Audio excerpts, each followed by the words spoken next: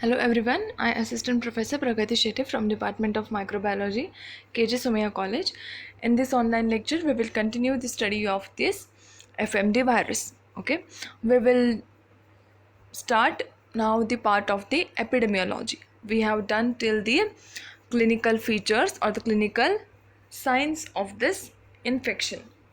Okay, now starting with the epidemiology, we will see the various countries or the type of the countries in which there is the most chances of getting this infection. So first is the countries which are free of the endemic foot and mouth diseases.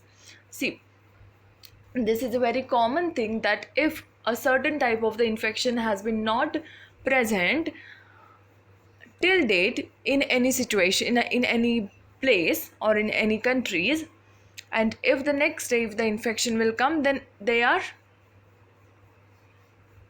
absolutely susceptible, right, for that new infection, new pathogen to their body, because they doesn't have any vaccination or any antibodies against that pathogen. So it is easy for virus to affect that population, right?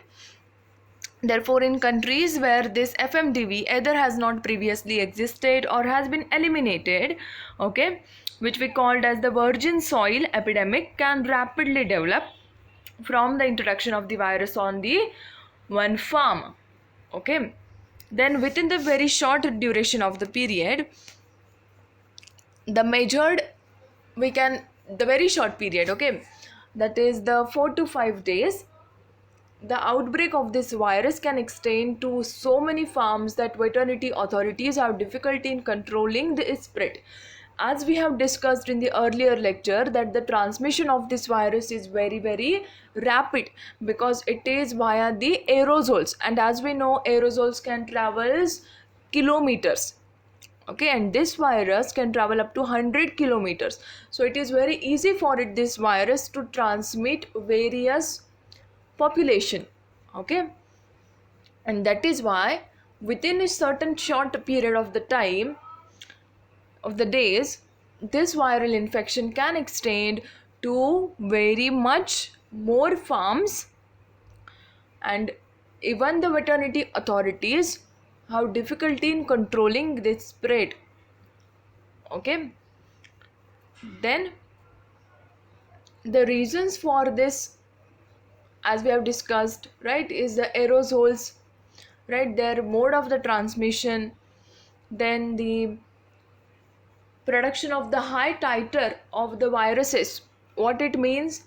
It means the in the infected animal, the concentration of the virus, the amount of the virus particles present are in much greater quantities, and therefore with that animal is exhaling certain aerosols, then that will have the more particles of the virus, right? So that is why it is easy for spreading the disease, the infection. Okay, therefore the large volume of droplet and the aerosols, right, will spread.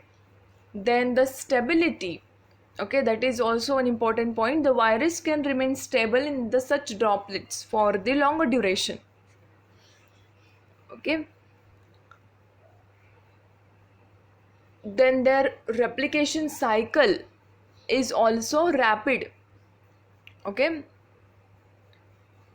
we saw in the earlier lecture their incubation period is also for certain 2 to 8 days, right? So that is 1 to 4 days. Sorry.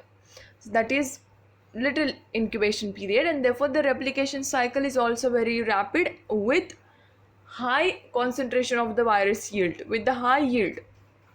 Okay, and therefore this parameters will help the virus to spread their infection rapidly into the various places.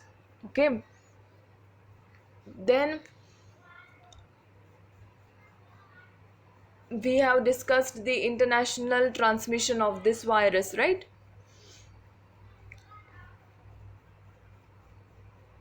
The illegal transportations, then the contaminated agricultural products and the animal products, right, that are the important, very important mode of the transmission for international FMDV infection, right?